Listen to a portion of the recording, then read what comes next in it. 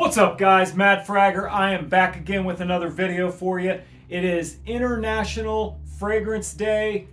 Happy International Fragrance Day to all of you guys out there, all you frag heads. I guess this is a day that's been designated as a day for people who are enthusiasts of fragrance to celebrate what we love, and that is the art of fragrances. And so, hope everybody out there has a good one. And for the video today, I just want to highlight a few fragrances from my collection that are kind of reflective of different fragrance categories. And that's going to entail a budget rack store fragrance, a clone fragrance, a low-end designer and a high-end designer, and then a lower-end niche and a higher-end niche. Just like one fragrance that kind of represents each kind of category. Not necessarily saying that these are my favorites in these respective categories, but just ones that I thought I would kind of share with you guys and highlight out of the collection. So the first one that I want to talk about, and it's going to be a rack store fragrance, and this is one that I picked up at TJ Maxx, and it is, as far as a rack store fragrance goes, I think for 15 bucks, I think this is a really good one, and that is going to be Vamos Leather by Kamara Perfumes. And you can find these Kamara brand fragrances at TJ Maxx and Ross and Burlington, places like that. This one is very similar to Tuscan Leather or like Go Dolphin from Parfums de Marly. It is a raspberry leather fragrance, and it's just really well done for the price that you're paying here. The performance is really great, the quality is good, and the fragrance itself is just, a little bit more than you would expect from a $15 rack store fragrance. And that's why I wanted to highlight this one as the fragrance that's representing this category of budget rack store fragrances. So Vamos Leather, that is a really good one. I'm a big fan of leather in general, leather fragrances in general. It's kind of like that kind of fetish leather profile or leather note, if you will, in fragrances is just something that I really enjoy, and that one really does it for me for that price point. So the second one I want to talk about is a clone fragrance, and out of all the fragrances that I picked up in 2024, and I picked up quite a few clones, and I have quite a few clones in my collection. This one is one of my favorite clones in my collection and my favorite clone fragrance that I picked up in 24, and that's going to be Lattafa's The Kingdom. This is going to be very similar to Jean Paul Gaultier Le Male Elixir, and I feel like it is a great interpretation of that fragrance. Really great performance here. The only real difference that I pick up between this and the original Le Male Elixir is this one is a little bit fresher, and that's about where it ends. Performance is I've owned Le Male Elixir, and I've done this side by side with that one, and in my estimation, in my opinion, it is a little bit fresher, but it lasts just as long, has just as good projection, sillage, all that. Performance identical. Quality here is great. Scent profile is right on, aside from, like I said, it's just a little fresher. But yeah, this is a really great clone. Now, I know that there's other clones of Le Male Elixir, especially in the recent past here, that have popped up. You got Rayhan Elixir, you got one from Club de Nuit, there's a Rasasi Elixir. There's quite a few, especially just like I said, as of late, that are attempting to that are similar to, let's say, Le Male Elixir and that scent profile. This one, when I got this one, that was it. I knew I didn't need to look any further for another Le Male Elixir clone. This one does it for me. It's a great fragrance at a great price. And this is one of my favorites from Lattafa, and one of my favorite clones I've picked up in this last year. Lattafa the Kingdom. This is a really good one. Now, then when you get into, you're talking about designers, this one is a little bit a lower end as far as designers go. You can pick this up pretty cheap at discounters and at rack stores. You can find this at the rack stores. And that's Aqua Essenziale Blue by Salvatore Ferragamo. This is a great, you know, warm weather fragrance. It's fresh and bright. But the thing with this one is, it is a blue fragrance, but it's very unique, and it's got kind of like this thing going on to it that makes it, kind of sets it apart from other blue fragrances, I feel.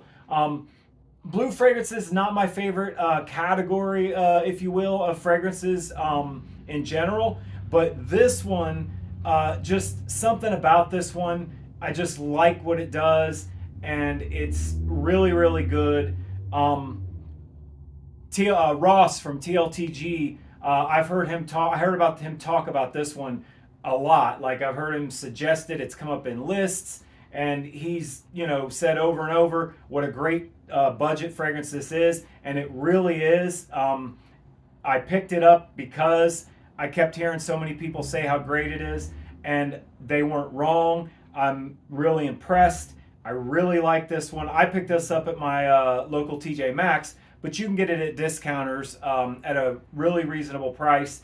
And this is a great, you know, warm weather type of fragrance that is a good dumb reach type of like gym fragrance, office fragrance. It's safe, it's appealing. You know, most people are really gonna, you know, are gonna enjoy this profile. And this is one that, as I said, is really, really safe, and but also has some personality to it, and a really good one in my opinion. I really like this fragrance, Aqua Essenziale Blue. That's a good one to pick up if you want a good, you know, fresh blue fragrance that's not really a blue fragrance. Like, it is a blue fragrance, but it's kind of not. And when you get your nose on this, you'll kind of understand what I'm saying. So that's a really good lower end budget kind of you know, designer fragrance. Then as far as a high-end designer now, a little bit pricier, we got Dior Sauvage Elixir. I mean, I think by this point, a lot of people are really familiar with this fragrance and how powerful it is, because it is. It's great performing fragrance. It is a little bit on the strong side. It is a little bit on the, it can be overwhelming for some people, a little too strong, a little too punchy and bold. But for me, I just love this. You know, I love the way that this scent profile comes off of my skin. It sticks around forever, projects like a monster, and one of the better fragrances in my collection, and one that I really, really like. And I think Dior really hit the nail on the head with this one.